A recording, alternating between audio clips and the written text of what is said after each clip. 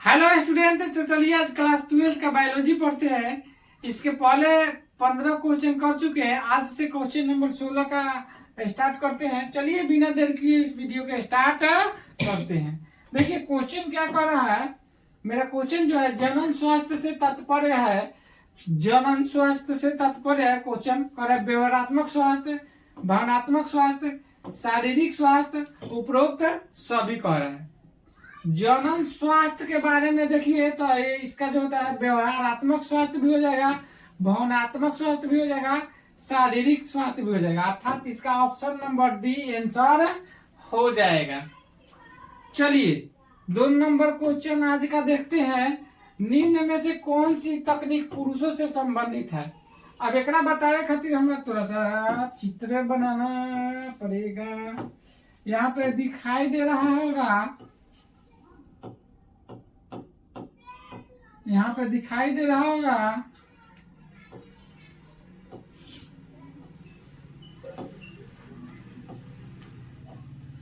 इसको बोला जाता है ब्रीसन। क्या बोला जाता है? ब्रीसन। थोड़ा सा दूसर कलर लेते हैं। हाँ, अब देखिए यहाँ पे इस तरह का जो संरचना होता है इसको बोला जाता है ब्रीसन। ब्रीसन कोष बोला जाता है, जिसके ब्रीसन कोष के अंदर क्या होते हैं?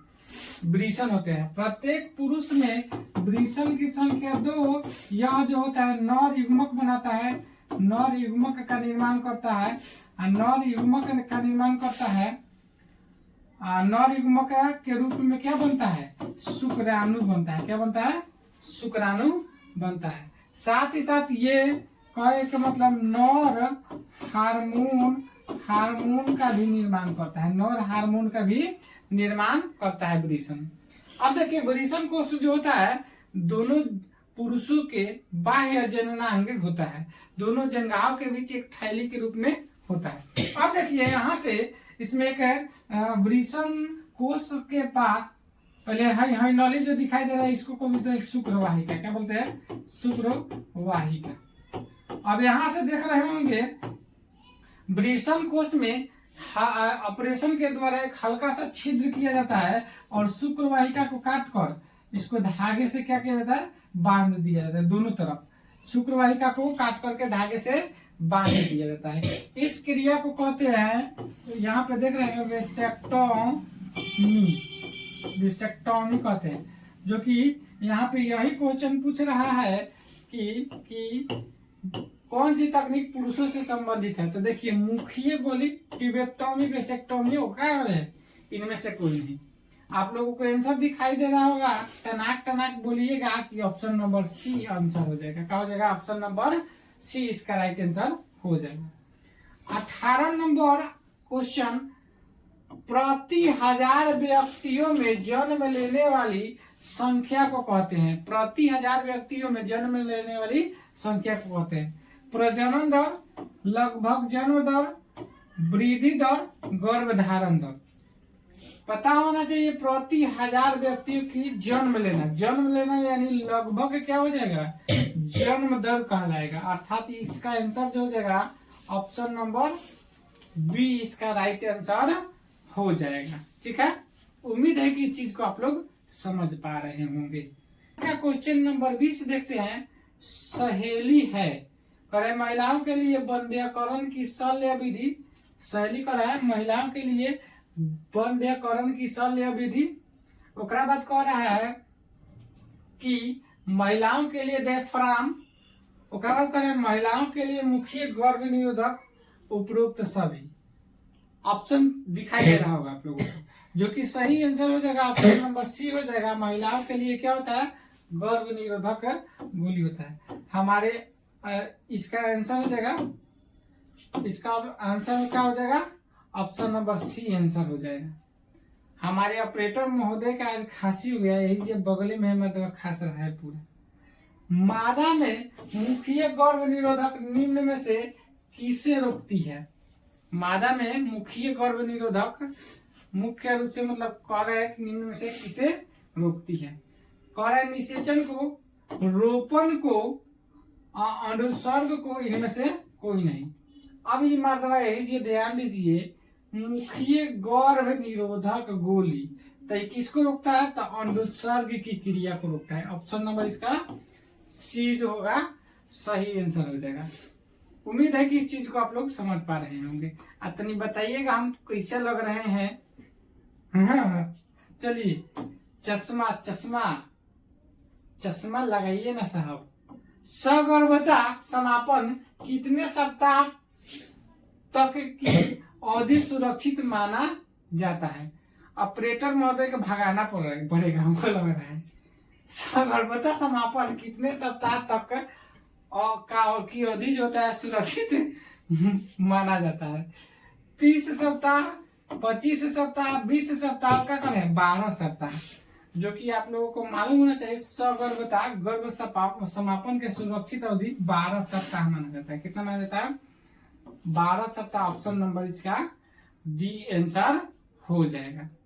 चलिए आज का क्वेश्चन नंबर 23 देखते हैं। रोध विधि निम्न में से कौन सी है? रोध विधि निम्न में से कौन सी है?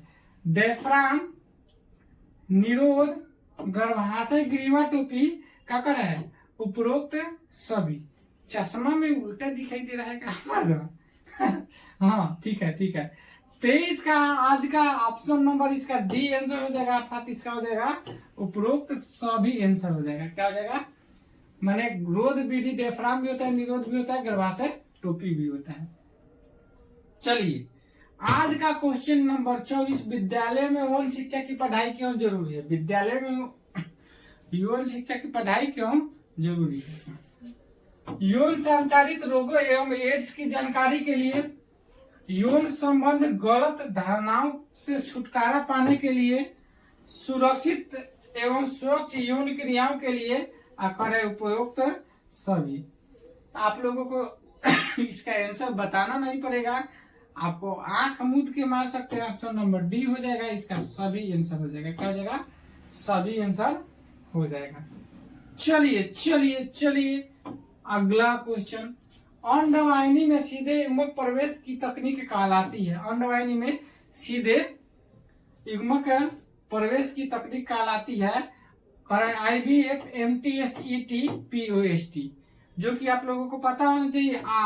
इसका आंसर हो जाएगा IVF। ऑप्शन नंबर ए हो जाएगा। आई मतलब इन, V मतलब विट्रो, F मतलब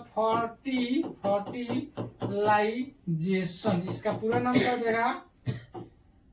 पूरा नाम जो हो जाएगा इन विट्रो फर्टिलाइजेशन, इसका पूरा नाम हो जाएगा। अभी आप लोगों को पता होना चाहिए एक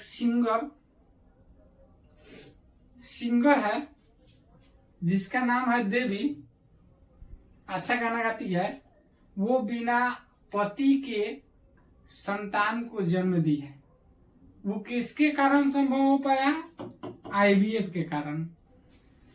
इसमें क्या किया जाता है कि शरीर के बाहर नर युग्मक को लिया जाता है और मादा युग्मक को, अर्थात शुक्राणु और अंडाणु को लिया जाता है और एक परखनली में उसको निषेचन करा के डायरेक्ट क्या किया जाता है? फैलोपियन ट्यूब में स्थानांतरित कर दिया जाता है और वहां से गर्भ धारण की अवधि शुरू हो जाता है। ठीक है, तो ये जो होता है इसका आंसर जो जाएगा IVF। आज का 25वां क्वेश्चन क्या कह रहा है? ओरल पीली का अवयव निम्न में से कौन सी है? ओरल पीली का अवयव निम्न में से कौन सी है? देखिए कह रहा है रिलैक्सिन, प्रोजेस्टेरोन, ऑक्सीटोसिन, इनमें से कोई नहीं। इसका सही जो आंसर हो जाएगा प्रोजेस्टेरोन हो जाएगा। ऑप्शन नंबर बी इसका आंसर हो जाएगा। अब देखिए प्रोजेस्टेरोन का कार्य क्या होता है? तो कार्य का बारे में बात कर जाए तो पहले हम यहाँ का स्त्रियों को गर्भ धारण के लिए तैयार करती है, गर्भ धारण के लिए तैयार करता है। गर्भाशय की दीवार को मोटी करता है, गर्भाशय की दीवार को क्या करता है? मोटी करता है। ये प्रोजेस्टेरोन का मुख्य कार्य होता है। गर्भाशय की दीवार को, कॉलम पतला है कार्य में। ये चीज को आप लोग समझ पाएंगे, स्क्रीनशॉट ले लीजिए। चलिए आज का 27 question number 27, central drug research institute कहाँ है? सेंट्रल ड्रग रिसर्च इंस्टीट्यूट कहाँ है? लखनऊ, इलाहाबाद, दिल्ली, पुणे। आप लोगों को पता होना चाहिए इसका आंसर जो होगा लखनऊ हो जाएगा, ऑप्शन नंबर ए हो जाएगा, ऑप्शन नंबर ए हो जाएगा। आज का 28वां क्वेश्चन, निम्न में से कौन हार्मोन मोचक आईयूडी है? आईयूडी है, आईयूडी है। आईयूडी मर्दो हमरो के हो खोखी धरा देगा, ये बुझा रहा है ऑपरेटर मर्दो, बड़ा खचरा बुझा रहा है। आईयूडी अब देखो है कह रहा है कॉपर 7, कॉपर टी और क्या कह रहा है LNG 20 और क्या कर रहा है मल्टीलोड 375 कॉपर टी। इसका राइट आंसर हो जाएगा ऑप्शन नंबर सी हो जाएगा, LNG 20 आंसर हो जाएगा। क्या है? हार्मोन मोचक आईयूडी LNG 20 हो जाएगा। चलिए आज का क्वेश्चन नंबर 29वां देखते हैं। कॉपर टी से निकलने वाले आयन होते हैं, बाहर जाता तू, कॉपर टी से निकलने वाले आयन होते हैं AuK, CuK और क्या कर रहा है FeK, Ag कह रहा है। क्या कर रहा है? Ag। अब पता होना चाहिए इसका हो जो राइट आंसर हो जाएगा CuK हो जाएगा, मतलब ऑप्शन नंबर बी इसका राइट आंसर हो जाएगा।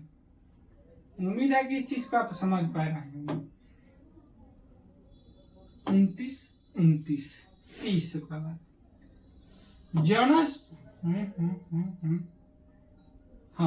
जनन स्वास्थ्य को एक लक्ष्य के रूप में राष्ट्रीय स्तर पर जननात्मक स्वास्थ्य समाज को प्राप्त करने की कार्य योजना बनाने वाला विश्व का पहला देश पूछ रहा है।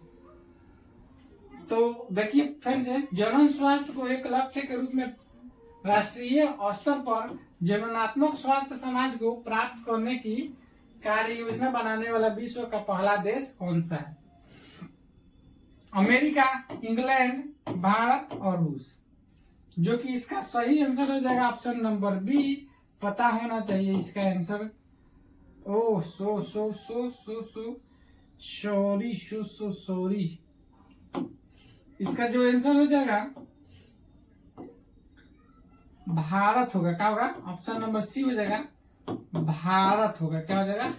ऑप्शन नंबर सी हो जाएगा, भारत हो जाएगा। ठीक है, उम्मीद है कि इस चीज को आप लोग समझ पाए होंगे। तो आज के लिए इतना ही। इसके बाद वाला चैप्टर स्टार्ट करेंगे। चौथा चैप्टर था, चौथा चैप्टर तक ले ऑब्जेक्टिव खत्म। आज इसके बाद में 5वां चैप्टर पढ़ेंगे। तो उम्मीद है कि इस चीज को आप लोग समझ पाए होंगे। थोड़ा वीडियो को शेयर मार दीजिए, लाइक मार दीजिए और सब्सक्राइब कर दीजिए चैनल पर नए हैं तो। चलिए आज के लिए इतना ही, मिलते हैं अगले वीडियो में। Tata, bye bye, good bye.